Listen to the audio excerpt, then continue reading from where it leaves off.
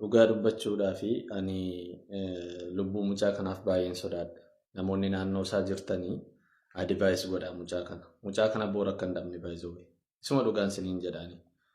Ganama fuudhee jedhanii maxxansanii galgalammoo nama biraa wajjin maxxansaniiti. Mucaa kana bakka qorumsatti hammaatee takka jaallatee dhabe takka Dubaayii dhufuuf jedhee birrii nyaatame amma immoo gaafa niitii fuudhu argadhe jedhee haadha manaa biraa wajjin maxxansan kunoo kanaan dura heerumteetti haadha manaa namaa fuudheedhan. IA'dha jechuufis artificial intelligenceedha jechuufis hin fakkaatu artificial intelligensii.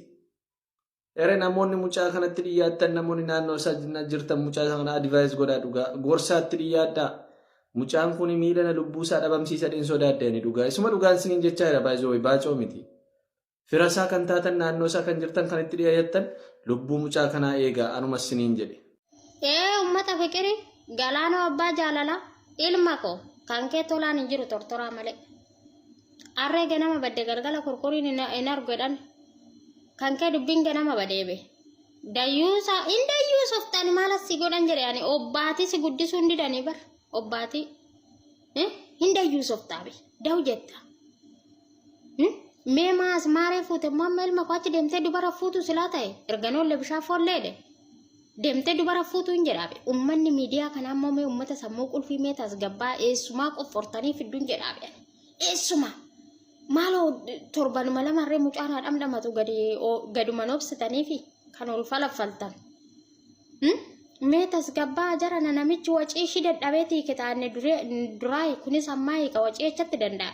Rifeensi maal boqicii jedhamati yaananan heerume kanan kana rifeensa nama du'ee ofitti gadi xatu. Rifeensi wiigii qeessi qaxxalaa hidhiin chaabbistikii ijji jaallu cilee. Eessaa fuudhee wacii kana hunda danda'a dhiirri Oromoo kanan jaalatu. Dhugaa rabbii amma kunis boruu hiika. Maal jette naan jedha galaanuunis amma wacii ishiin danda'u taru. Intalli akkanattuu hin beeksisti. Saniin immoo bijaamaadhaan qubeellaa godhachuu deemti. Uzbillaa. Nu baasi kana jala yaa waqa intala kan ta'uuf intala jechuudha. Baangaalee fi Suudanii wayitti barbaadanitti heerumsiisuudha malee intalli dhiira Oromooti hin taatu akkanattuu hin beeksisti. Hin beeksisti argan beeksisa. Adaamii baalarra eeqqisannaa dur. Kan kee tolaan hin jiru tortoraa malee mucaanan. Amma laal gurbaa indayyuusa inni qofxan jedhe. Harreen yoo danqarsaa si harkatti argite si jala deemti.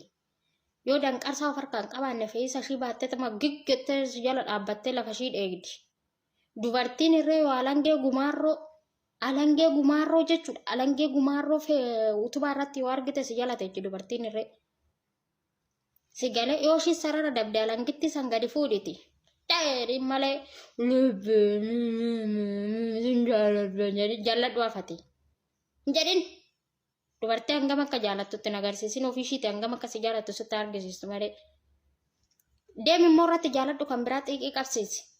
Kan biraa irratti jaaladhu edaa dubartiin biraa isa barbaaddi jettee too xiqqii qabattee si jaalate jechuudha. Deemi irratti jaaladhu. Dayyuusa wayiidhaa dhidhiqadhu filadhu bayi. Manuma gadi taa'ichaa jechaan oolini. Dayyuusa wayiidhaa maqaan nyaatte. Dhiirri Oromoo caba kee malee caba biraa maal qabu mucaannaan. Mee maal gochuu as maaree fuutan jedhaa beeyan. Deemtee durba duudaa barbaaddee fuutu. Ijoolleen keenya biyyaan baa jirtan jaalala onlaayinii irraa of eeggadhaa ergan jechuu jammaree turee bubbuleeraa jechuudha. Sagalee tokko dhaggeeffadhaa warraa barattu jechuudha. Tamasgeen gammachuu jedhama obboleettii tokko sin jaaladha jedhee itti siqee waldaa lafarraa tajaajilaa achi keessatti ni faarfataa jetti mee sagalee ishii kana dhaggeeffannaa jechuudha. Jaalala fakkaatanii itti siquu sana booda erga maallaqa irraa fuudhanii biloo godhu jechuudha.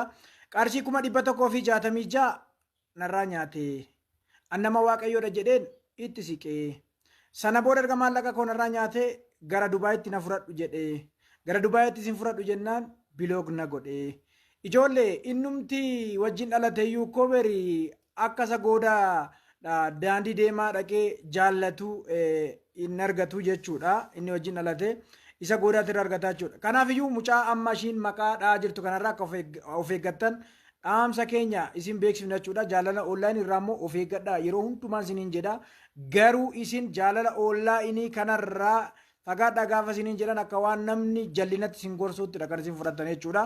kunis barumsa isinii ta'aaf miidiyaa irratti ol baafne wangeela dawaa godhatanii faarfataa fakkaatanii irraa nyaachuun abadan ijoollee gowwoomsuun hin taatu. Dhaggeeffadhaan gadhumaatti gaa'ila maatiin hin beekne gaa'ila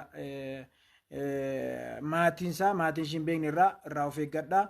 Jaalala qilleensa irraa asuma irratti dhaabbadhaa. Nama kana bilbilee gaafadheen ture maallaqa kana deebisiis hin fayyadu cubbuu ta'a waan ta'eef iyyuu maallaqa namaa nyaattee gowwoomsitee sirrii siif hin ta'u jennaani beellama qabee beellama guyyaa akkasitti deebisa jedhee beellama sana irrattis argamuu hin dandeenye. Ergasii bilbilaan immoo bilbila irraa kaasuu didee kanaaf miidiyaa irra bahee sheer godhaa namoonni biraallee akka hin gowwoomne akkasiin hin gowwoomsine illee shamarran biraa suuraa kana ilaalladhaati irraa eeggadhaa. Of eeggadhaa isiniin jechuun barbaada. Kana booda shamarran keenya gowwoomina. Akka inni shamarran biraa deemee hin janajjanne yoo jaalattanii jiraattan yoo jaalalattanii jaalallee keessan qabaattan maal jettu beektaa? Abbaa manaa kootii kunnaa baraa jedhaa sooshaal miidiyaa irratti maxxanfadhaa. Piroofaayilii irra kaawwadhaa. Kunnaa baraatti na jalaan bu'inaa koomentis hin barreessinaaf libbiis hin erginaaf lubbuu koos hin jedhiinaati. Abbaa manaa kootii irraa naa goraa jedhaanii. Kanaan ala garuu biyyi xaragamaa jira ijoolleen biyyan baatti jechaa jirti waan ta'eef. Sheer godha. Nagaan waaqayyo isiniif haa ta'u hunduma keessanii bu'ii kan isin jechuu barbaadu nama inni immoo maqaan isaa Tamasgeen Gammachuu Qoomsaa jedhama.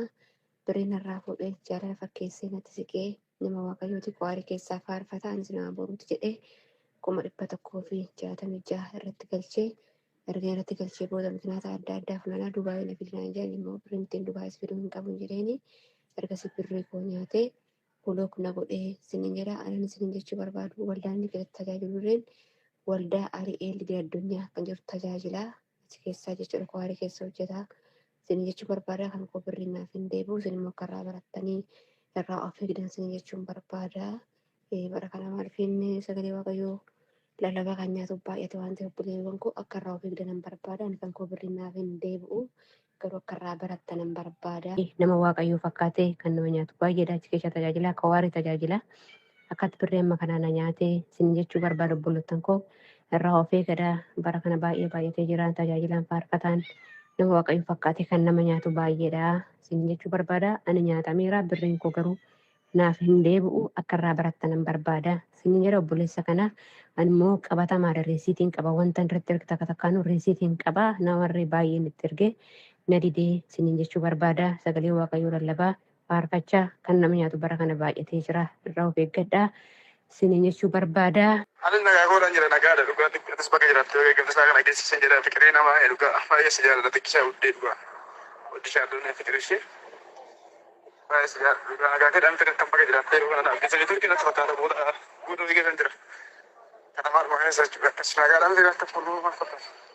Sammanni maal fakkaata sirrii bakka naa jiraattee eegamte isaa kana nageessisan. Akkuma kunis hin jiraame ta'e immoo akkasuma taa'ee jira kophaadhuma koosanii eegaa jira suuraa faraa jedhe ishee beekamu. Warri godhuma keessa jirtan akkatti hojjettanii fiddan hin beekne waan ta'eef akka barumsa barattan barbaada isin jechuu barbaada fudhatuu. Obsi namaa daangaa qaba yoomuu daangaa isaarran darbu amma dhumaatti naaf obsitee jaalalli kee dhuma hin qabu. Mucattii siin Dubaayii keessatti duutee kaan sababa madaamiitii kaan immoo sababa maatiisiitii maatiidhaan walitti buuteetii jedhamee waa hedduutu irraa dubbatamaa ture suuraa si fayyadamuu hin feene gaayis sababni siin of ajjeeftee fi sababa jaalalleesiiti sii dhiisee nama biraa jaallate waraqata wayii irratti barreessitee isaaf jechuudha waraqata sanarratti immoo farramtee kilaasii keessa keessee of galaafatte of ajjeeftee jechuudha. Garuu warra akkas gootan dhiiraaf jettanii maal keessantu sin dhukkuba? Maal keessantu sin dhukkuba warri dhiiraaf jettanii lubbuu keessan baaftan deebi'uu hin dandeessanii deemtan jechuudha bartaniittu garuu lubbuun kun maal akka taate sanuu dhiiraaf jettanii habibtati yoo fayyaa qabaatte yoo tokko barrii fuulduraatiin ba'e tokko barrii duddubbaatiin ol gala jechuudha. Ati fayyaa qabaannaan tokko deemu tokko dhufa. Dhiiraaf jette akkamitti lubbuu ofii balleessitaati silaa. Wallaahi hammarraa dubbatamaa jira. Duraan sababa madaamiitii sababa maatiisiitii jedhamaa ture. Baay'ee na dhibe. Dhagaa dhiironni akkas gootan jechuudha. Nagaadhaan wal jaallatanii nagaadhaan adda bahuu wama jiru. Yoo rabbi jedhe malee walii wajjin hin jiraatamu. Garuu immoo dhiironni hanga shamara akkas shamarri lubbuu ofii baaftu dhiironni akkas gootanu dhagaa isin eebbisa. Yoomii keessan iyyuu shamara lakkaa'ataa ilmoon argatinaa ilmoo malee hafaa. Aamin jedhaa wallaahi aamin jedhaa warri shamarranis aamin jedhaa warri dhiiraallee aamin jedhaa. Taatuma bakka jaalalleen isiniin barakatin yoo fuutanillee warri isin jalatti hin barakatin. Maal isin obboleettiin qabdanii? Maal isin haadhan qabdanii? Hanga isin lubbuu ofii balleessitu moo? Wallaahi na dhibee na dhiisuu dide akkamitti dhiiraa jedhee namni lubbuu ofii balleessa silaa lubbuu Rabbi uume akkamitti balleessa? Isinuu gaafa qaniin baate ofiinuu.